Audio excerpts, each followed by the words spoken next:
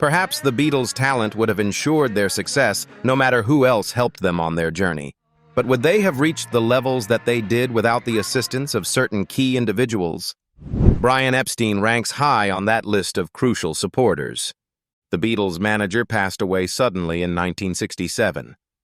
In many ways, his death marked a turning point for the group.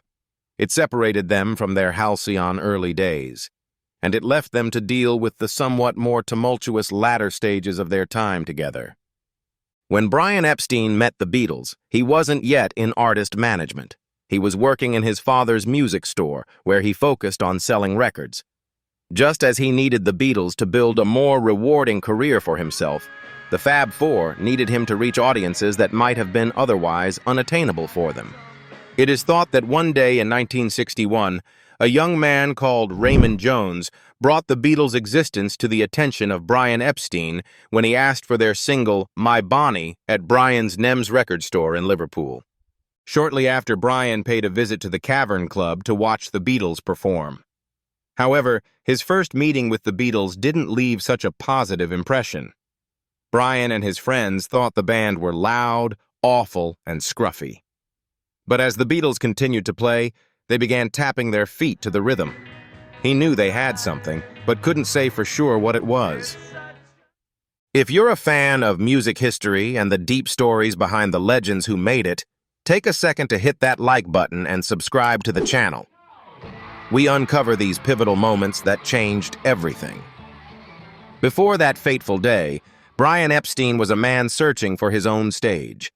The son of prosperous furniture retailers in Liverpool, he was an outsider in his own city. He was a failed actor haunted by a feeling of disappointing his family. He was also a gay Jewish man at a time in Britain when that made him a criminal and an outcast. He had flair, taste, and an impeccable eye for presentation.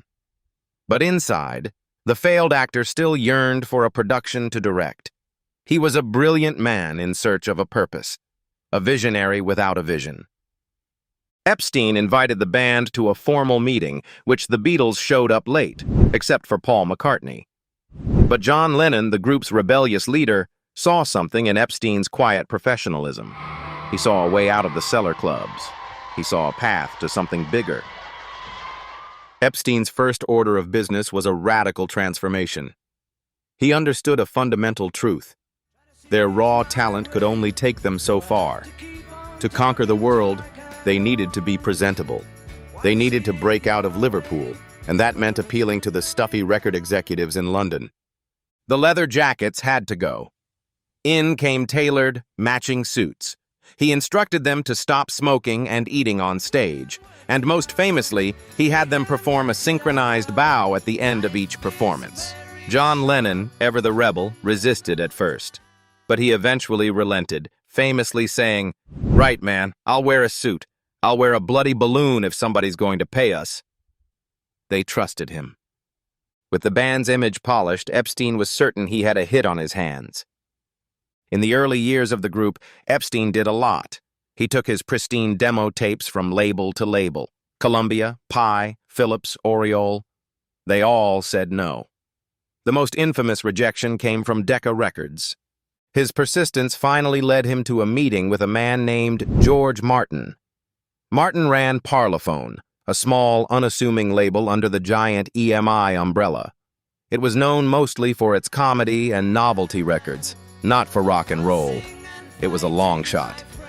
When the Beatles came to London for an audition, Martin was completely won over by their charm, their wit, and their rebellious charisma. He saw the same thing Epstein had seen in the damp cavern cellar.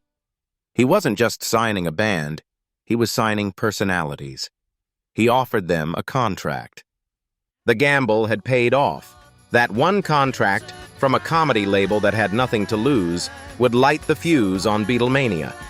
Epstein was more than a manager. He was the fifth member of the band, the fifth Beatle.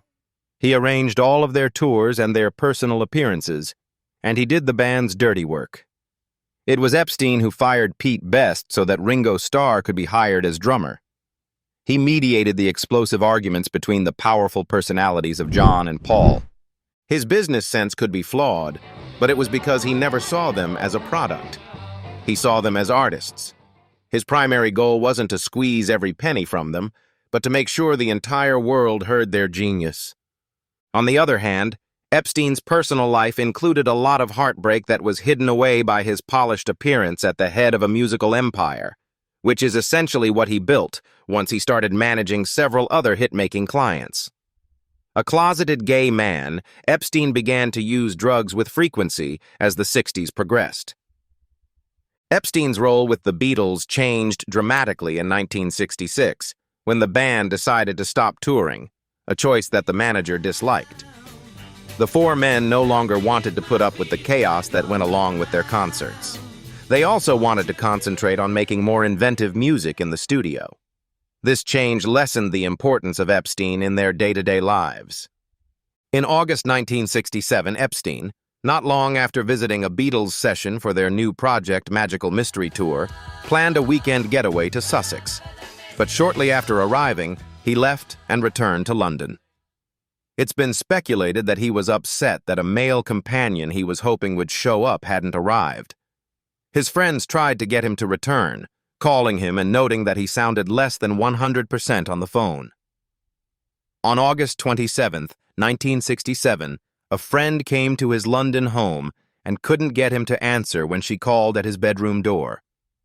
When they broke down the door, Epstein was found dead. The cause of death was determined to be an overdose of sleeping pills.